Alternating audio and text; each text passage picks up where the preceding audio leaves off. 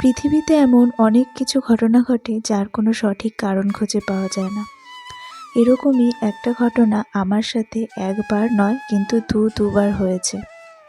আর আমিও এর সঠিক কোনো কারণ আজ পর্যন্ত খুঁজে পাইনি যে কী করে হলো আর এটা কিভাবে এলো। নমস্কার, আমি রিয়া, আর রিয়াজ ওয়ার্ল্ডের আরেকটা নতুন ভিডিওতে তোমাদের সবাইকে আরও একবার অভিনন্দন। আশা করি আজকের ভিডিওটাও তোমাদের সবার ভালো লাগবে। আর আজকের দিনটা আমি কিন্তু একটু অন্যরকমভাবে শুরু করেছি। সকালবেলা মর্নিং ওয়াক করে নিয়েছি, আর তারপর নিজের পড়াশোনা করে এখন ঘর বাড়ি পরিষ্কার করতে চলে এসেছি।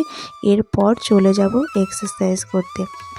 কারণ এক একটা দিন যদি এক এক রকমভাবে কাজের প্রণালীগুলো পাল্টে করি তাহলে না কাজ করতেও কিন্তু দারুণ এনার্জি আসে।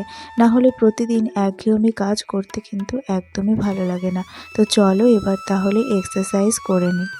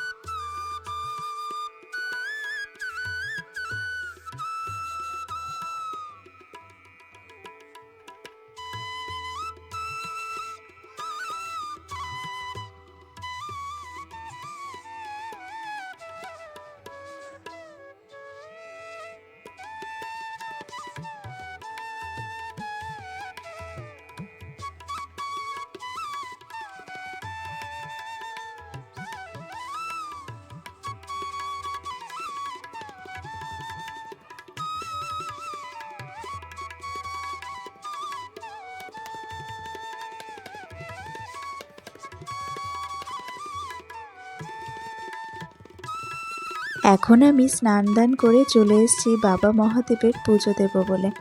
দুধ, দই, ঘি, মধু, গঙ্গাজল সমস্ত কিছু দিয়ে বাবা মহাদেবের অভিষেক করিয়ে তারপর শুদ্ধ গঙ্গাজল দিয়ে বাবাকে এইভাবে স্নান করিয়ে পুজো দিলে আমার মনটা কিন্তু ভীষণ ভালো লাগে।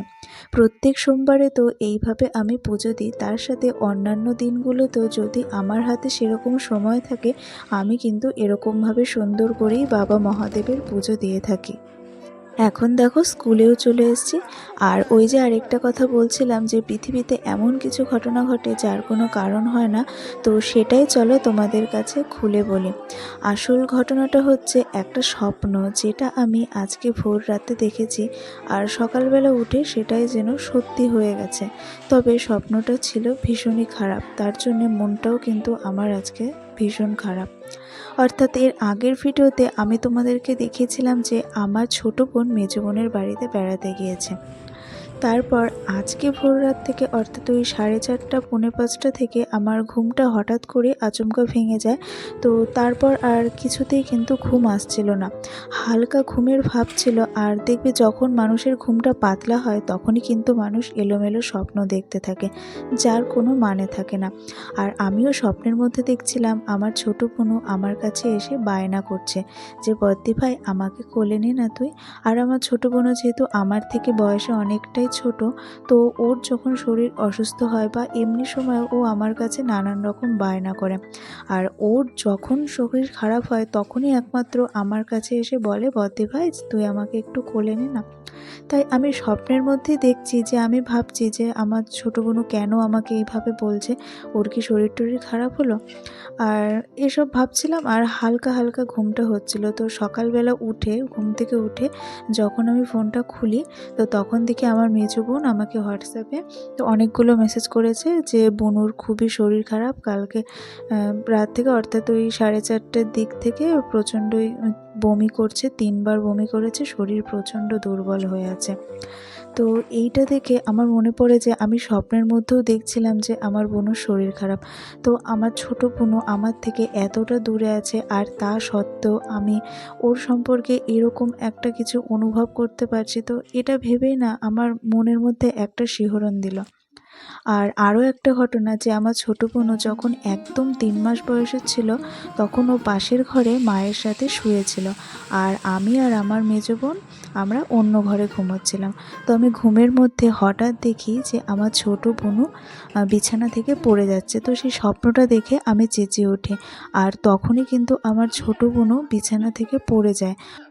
আমার ছোটো বোনও আমার থেকে এতটা দূরে থাকা সত্ত্বেও আমি কি করে বুঝতে পারি বা জানতে পারি যে ওর কিছু একটা হয়েছে বা হতে চলেছে, এটা কিন্তু আমি আজ অবধি উপলব্ধি করতে পারিনি। সন্তানের সাথে মায়ের একটা নারীর সম্পর্ক থাকে, কিন্তু ও তো আমার ছোটো বোন, আর ও হাজার দূরে থাকা সত্ত্বেও আমি কি করে অনুভব করতে পারি যে ওর কখন কষ্ট হচ্ছে বা শরীর অসুস্থ হচ্ছে। তো এটা আমার কাছে ভীষণ বিস্ময়কর। তো আজকের ভিডিওটা এখানেই শেষ করলাম। যদি এতটুকু ভালো লেগে থাকে একটু লাইক করে দিও, শেয়ার করে দিও, আর চ্যানেলে নতুন বন্ধু হয়ে থাকলে সাবস্ক্রাইব করে দিও।